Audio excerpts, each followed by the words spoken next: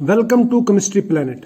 आज हम डिस्कस करने वाले हैं ईएमएफ ऑफ ए सेल और उसके बाद डिस्कस करेंगे कि सेल पोटेंशियल क्या होता है, इन दोनों के बीच में डिफरेंस देखेंगे और उसके बाद में ईएमएफ और डेल्टा जी का आपस में रिलेशन देखेंगे। सबसे पहले देखते हैं कि ईएमएफ क्या है, ईएमएफ ऑफ ए सेल क्या है। देखो, जब भी हम एक गैल्वेनिक सेल की बात करते हैं तो उसमें दो हाफ सेल्स रहते हैं, एनोडिक हाफ सेल और कैथोडिक हाफ सेल। और हमने ये भी देखा कि इलेक्ट्रॉन्स एनोड से कैथोड की तरफ फ्लो होते हैं और करंट कैथोड से एनोड की तरफ फ्लो होती है। अब ये एक इलेक्ट्रॉन्स या करंट जो फ्लो होता है, ये एक इलेक्ट्रोड से दूसरे इलेक्ट्रोड की तरफ कैसे फ्लो होता है, क्यों फ्लो होता है। देखो, कोई भी चीज तब तक फ्लो नहीं होती है जब तक लेवल में डिफरेंस ना आए। तो इसका मतलब यहाँ पे डिफरेंस है।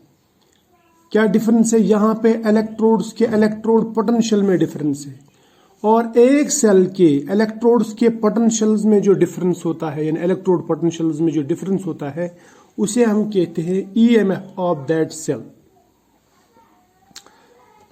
इस ईएमएफ को हम सिंबल ई से दिखाते हैं जनरली। फिर मैं ये कह सकता हूं कि E cell means EMF of a cell is equal to E cathode minus E anode, E cathode minus E anode. याद रखना, ये जो डिफरेंस हमने देखा, ये हमने देखा in terms of reduction potentials of cathode and anode.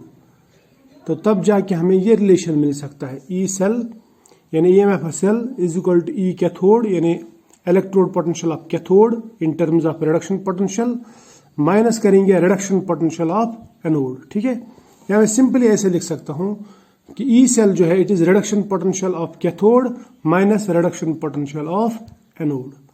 Clear? शाबाश। तो रिडक्शन पोटेंशियल कैथोड का ही ज्यादा रहता है और एनोड का कम रहता है। ठीक है, जबकि ऑक्सीडेशन पोटेंशियल अगर हम देखेंगे तो ऑक्सीडेशन पोटेंशियल एनोड का ज्यादा रहता है, कैथोड का कम रहता है। तो जब भी आप रिडक्शन पोटेंशियल के फॉर्म में सेल लिखेंगे तो याद रखना कि हमेशा इस सेल को ऐसे लिखना कि कैथोड का रिडक्शन पोटेंशियल पहले हो और एनोड का बाद में, या सिंपली जिस इलेक्ट्रोड का रिडक्शन पोटेंशियल ज्यादा है वो कहलाता है कैथोड और जिसका रिडक्शन पोटेंशियल कम है वो कहलाता है एनोड। ठीक, शाबाश। फिर मैं ये कह सकता हूं कि जो करंट है, करंट फ्लो होता है from higher reduction potential to lower reduction potential. बात समझ में आ रही है? या मैं ऐसा कह सकता हूं कि ईएमएफ जो है it acts as a driving force for the cell reaction, यानी ईएमएफ ही एक ड्राइविंग फोर्स है जिसकी वजह से सेल रिएक्शन होती है, सेल चलती है। या मैं बोलूंगा जो ईएमएफ है ये फ्री एनर्जी का मेजरमेंट है, यानी फ्री एनर्जी चेंज जो होती है एक सेल में उसका मेजरमेंट है, मेजर है उसका, किसका? उस फ्री एनर्जी का जो डिटरमाइन करता है कि ये सेल रिएक्शन होगा कि नहीं होगा। क्लियर? अब इसको थोड़ा सा समझने की कोशिश करते हैं। और अभी मैंने जो ईएमएफ लिखा वो लिखा मैंने ई कैथोड माइनस ई एनोड, ये अभी लिखा मैंने। ठीक है, यानी ई सेल। लेकिन यहां पे जो इलेक्ट्रोड पोटेंशियल लिखे मैंने वो लिखे in the form of reduction potential. अब मैं अगर रिडक्शन पोटेंशियल और ऑक्सीडेशन पोटेंशियल दोनों के फॉर्म में लिखूं तो कैथोड पे रिडक्शन होता है तो मैं लूंगा कैथोड का रिडक्शन पोटेंशियल, एनोड पे ऑक्सीडेशन होता है, एनोड का लूंगा मैं ऑक्सीडेशन पोटेंशियल। ठीक है, तो फिर उस सूरत में दोनों ये पॉजिटिव आएंगे। तो फिर उस सूरत में ये कह सकता हूं कि जो ई सेल है it is algebraic sum of electrode potentials. ठीक है, जैसे या मैं कहूंगा कि it is sum of reduction potential of cathode and oxidation potential of anode. यहां पे साइन मैंने लिया पॉजिटिव क्योंकि मैंने ऑक्सीडेशन एनोड पे ले ली और रिडक्शन कैथोड पे ले ली, दोनों का साइन सेम होगा। अगर मैं इसको उल्टा कर दूं, इसका ऑक्सीडेशन पोटेंशियल ऑफ एनोड के बदले में यहां पे रिडक्शन पोटेंशियल ऑफ एनोड लिख दूं तो फिर मुझे ये साइन जो ये चेंज करना पड़ेगा क्योंकि एनोड पे ऑक्सीडेशन होता है, रिडक्शन नहीं। अगर मुझे रिडक्शन लिखना तो फिर मुझे प्लस के बदले में माइनस लिखना पड़ेगा। ठीक है, अब इसको इस सेल को मैं और एक तरीके से भी लिख सकता हूं या ऐसे फॉर्म में भी आ सकता है। जनरली जो आता है वो पहले फॉर्म में आता है जो मैंने पहले इक्वेशन बताई, लेकिन कभी कभी ऐसे भी पूछा जा सकता है। सपोज अगर ऑक्सीडेशन फॉर्म में है सेल, तो फिर मैं कहूँगा कि ईएमएफ ऑफ सेल जो है वो बराबर रहता है oxidation potential of anode. Anode पे ऑक्सीडेशन ही होती है, इसलिए इसको हम पॉजिटिव लेंगे। फिर लेंगे minus oxidation potential of cathode. मैंने यहाँ पे माइनस क्यों लिया? क्योंकि कैथोड पे रिडक्शन होता है, लेकिन मैंने यहाँ पे लिया oxidation potential of cathode. Clear?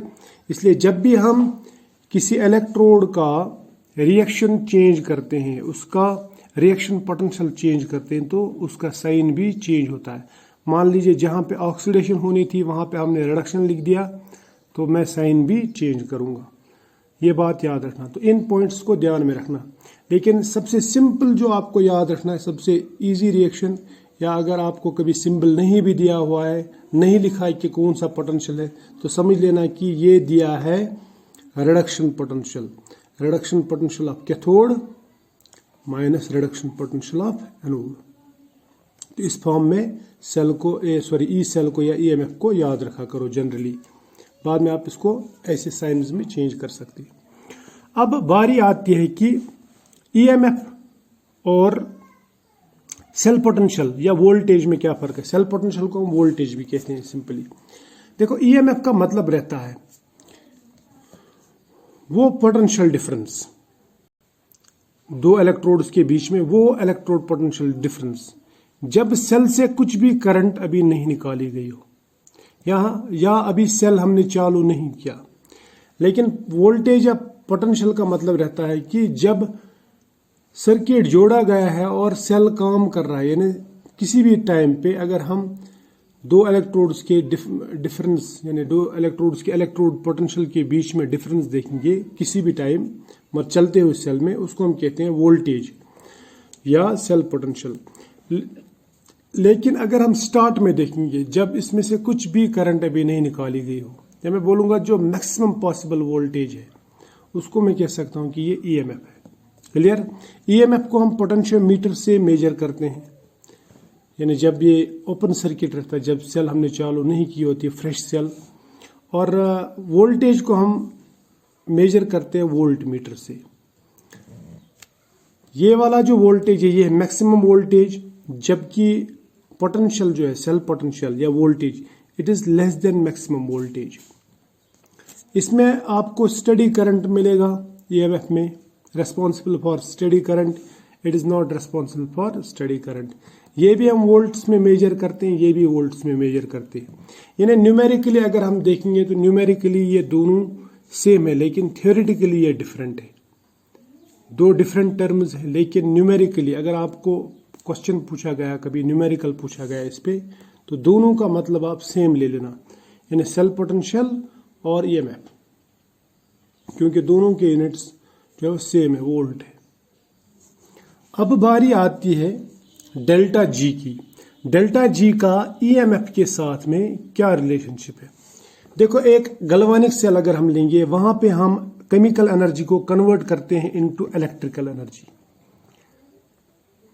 यानी केमिकल एनर्जी जो भी होती है उसमें से एक पार्ट एनर्जी का कन्वर्ट होता है इलेक्ट्रिकल एनर्जी। पूरी एनर्जी हम इलेक्ट्रिकल एनर्जी में कन्वर्ट नहीं कर सकते, क्योंकि एनर्जी में दो पार्ट्स रहते हैं, एक यूजफुल एनर्जी, दूसरा रहता है नॉन यूजफुल एनर्जी, जो हम थर्मोडायनेमिक्स में पढ़ते हैं।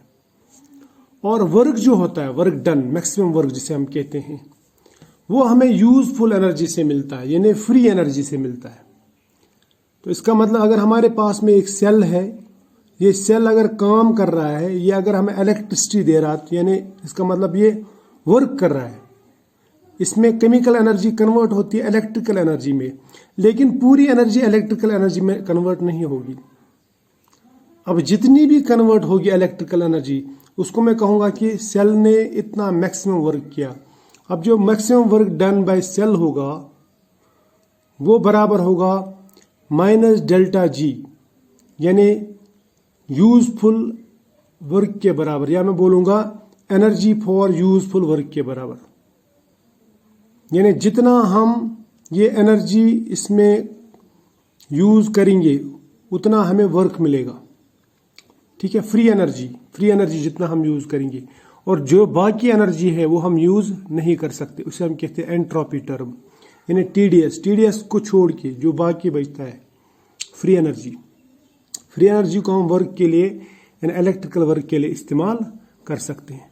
लेकिन जितना हम इलेक्ट्रिकल वर्क करेंगे यानी जितना हम केमिकल एनर्जी को इलेक्ट्रिकल एनर्जी में कन्वर्ट करेंगे उतना यहाँ पे इस फ्री एनर्जी में कमी होगी।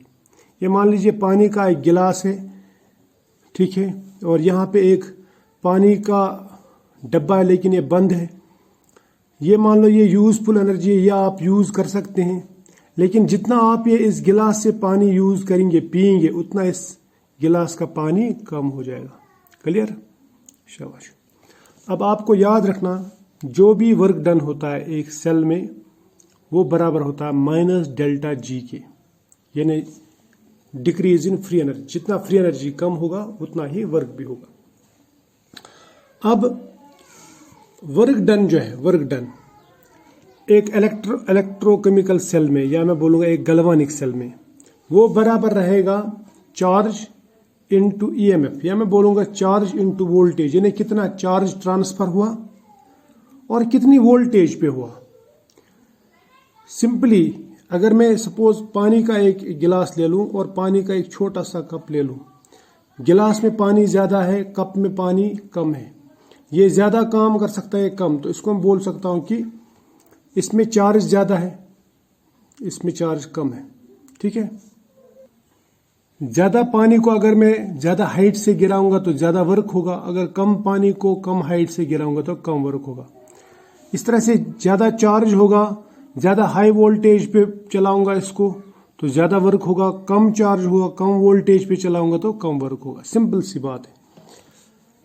यानी हम यहाँ पे चार्ज ट्रांसफर देखेंगे कितना होगा। अब चार्ज ट्रांसफर डिपेंड करता है इलेक्ट्रॉन्स पे। देखो एनोड से इलेक्ट्रॉन्स कैथोड की तरफ जाते हैं।